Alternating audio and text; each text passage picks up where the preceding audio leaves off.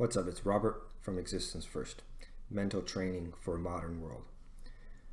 Everything is conditioning.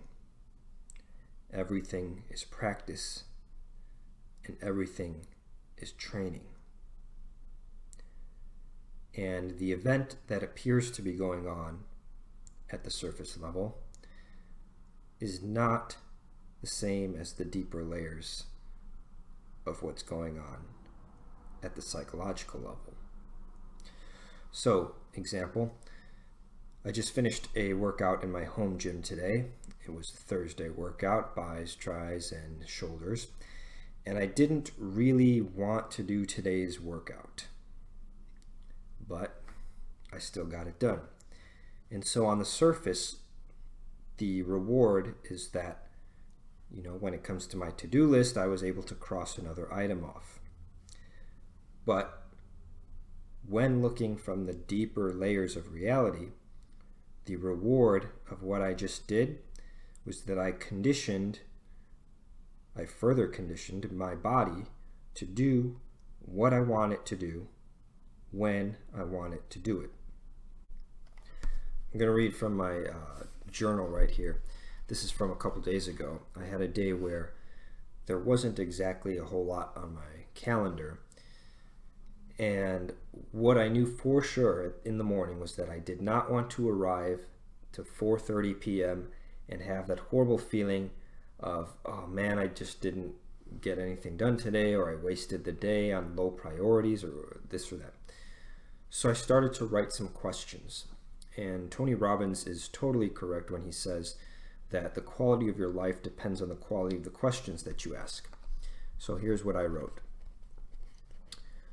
So where's the potential here?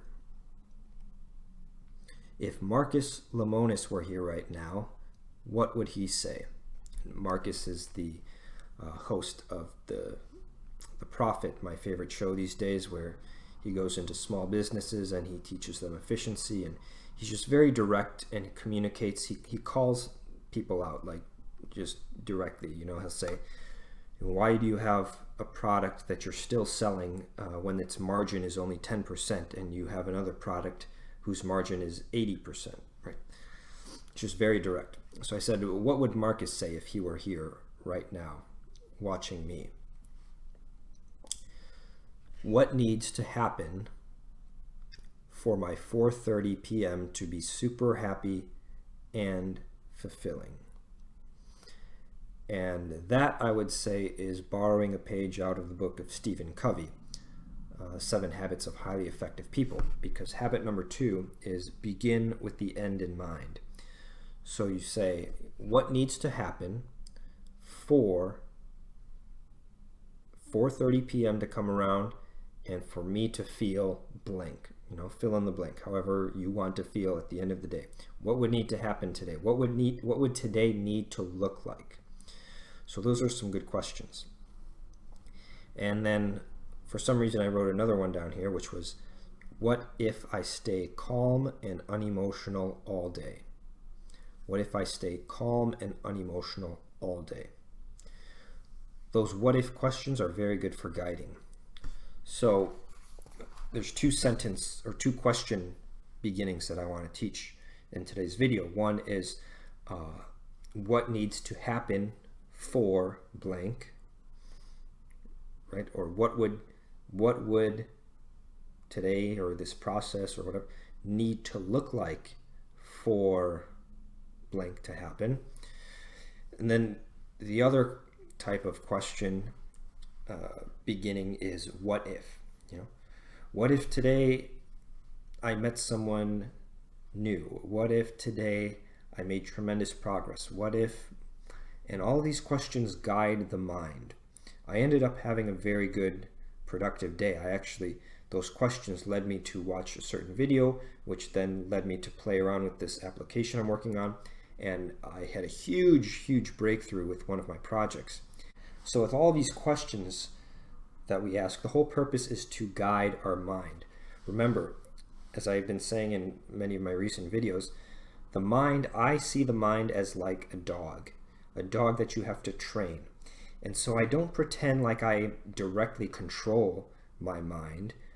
any more than you would control, than you would say that you control your dog. I mean, you really don't. Not directly. I mean, your dog has a mind of its own. If it's hungry, it's going to get up and it's going to go eat. Like, you don't, you don't have a remote control that you control your dog.